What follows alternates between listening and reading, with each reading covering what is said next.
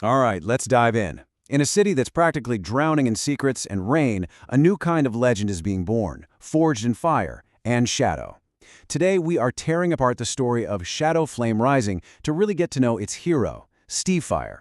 We're going to uncover the man behind that myth and the darkness that, well, gives him his incredible power. You know, the story doesn't start with some huge explosion. It starts with this: a deafening silence. This one line just perfectly sets the mood for Nova Vale City.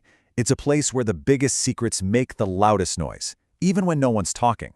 It's basically the perfect hunting ground for a hero who lives in the dark. So who's the guy brave enough to walk these neon-soaked streets and actually face that silence? Well, he's a man living a double life, but to most people, he's just Stefan Vale.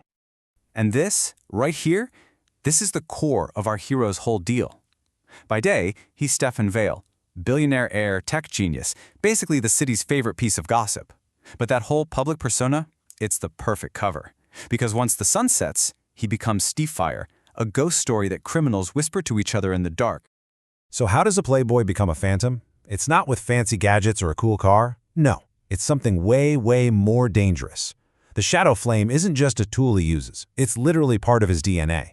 All because of a dark matter experiment that went horribly wrong. It gives him control over this living black fire that doesn't just burn stuff, it burns through reality itself. Think about that. A power like that, well, you can't keep it a secret forever. And the story really catches fire when a string of really bold crimes forces Stefire out of the shadows and into the fight. And this is where things kick into gear. The target? The Nova Vale Museum. And for the third time this week, thieves are moving with this impossible, ghost-like precision. But in a city that has only one real ghost story, this isn't just another robbery. It feels like an insult. And for Stefire, it's personal.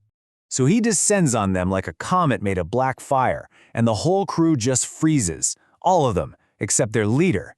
This guy, full of way too much confidence, actually laughs in the face of this legend and throws out this taunt.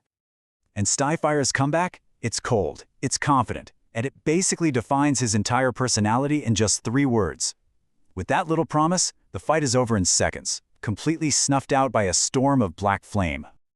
But just as he's about to disappear back into the night, a voice he knows all too well stops him cold. It's Astra Kane, rogue agent, world-class hacker, and maybe the only person on Earth who knows exactly how to push his buttons. Their history together is, let's just say, a messy cocktail of betrayal and some serious attraction. Astra showing up can only mean one thing. This museum heist was just the tip of the iceberg. There is a much bigger, darker shadow hanging over Nova Vale, and whether they like it or not, they're about to face it together. See, the real enemy here is a syndicate called Black Halo, and these guys are not messing around. They're organized, they're ruthless, and the one pulling all the strings, an enigmatic leader known only as the Wraith. And then, Astra drops the bombshell. Black Halo isn't just stealing old artifacts. No, they're building a weapon powered by the exact same energy that flows through Stefan's veins. They're trying to copy his power. And just like that, this isn't about justice anymore, this is personal. That revelation, it lights a fire in Stefan that's hotter than any flame he can actually control. The hunt for the Wraith is no longer about stopping a weapon. It's about facing the ghosts of his own past in one final, explosive showdown. So the burning question completely flips. It's not what are they building anymore. It's who is the Wraith. Fueled by this raw need for answers, Stefan just tears through the city, unleashing everything he has to draw his enemy out. In the middle of this massive battle, ripping through Black Halo's forces, Stefire just roars his challenge for everyone to hear. He's demanding a face-to-face. And the reply he gets? Oh man, it's the ultimate gut punch. It's a twist that just shatters Stefan's entire world. As the smoke clears, the Wraith is revealed to be Dr. Adrian Vale, Stefan's own father, the man he thought died in the accident that gave him the Shadow Flame in the first place. What happens next is just epic and tragic.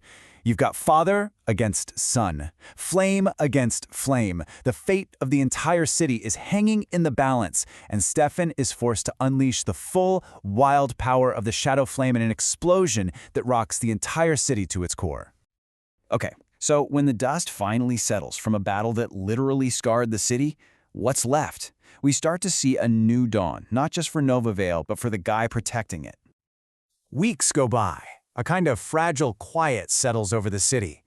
The Wraith is gone. Stefan is alive, but he's scarred, and I mean inside and out.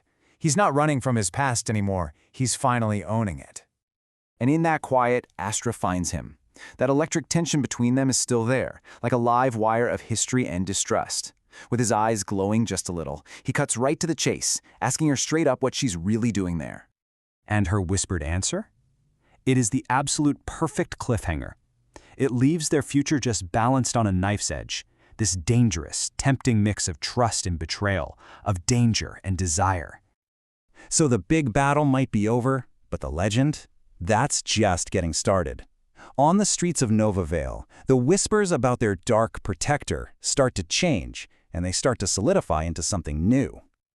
The story on the street isn't about a ghost anymore. It's not even about a man. It's about a symbol. He has become the flame that never dies, an eternal, unwavering guardian for his city.